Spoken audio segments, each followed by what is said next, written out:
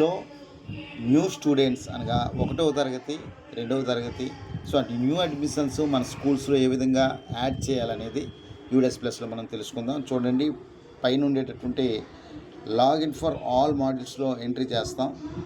Orange కలర్‌లో ఉండే దాంట్లో. తర్వాత ఇక్కడ స్టేట్ మనం ఆంధ్రప్రదేశ్. తర్వాత ఇక్కడ గో క్లిక్ చేస్తాం.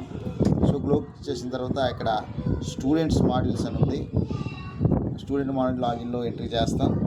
చేసిన తర్వాత ఇక్కడ డైస్ కోడ్కి వచ్చేటప్పటికి మీ స్కూల్ డైస్ కోడ్ ఎంట్రీ చేస్తారు, పాస్వర్డ్ ఎంట్రీ చేస్తారు. ఇక్కడికి వచ్చేటప్పటికి ఇక్కడ క్యాప్చర్ కోడ్ ఈ క్యాపిటల్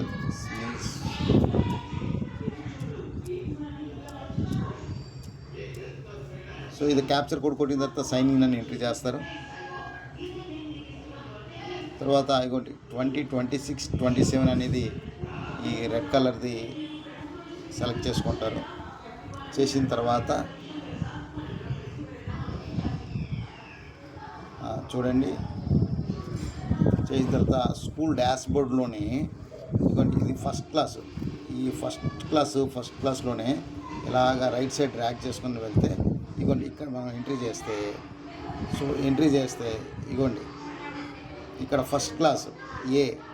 అలాగా ఇక్కడ యాడ్ స్టూడెంట్ ఉంది చూడండి, యాడ్ స్టూడెంట్ ఎంట్రీ చేస్తాం.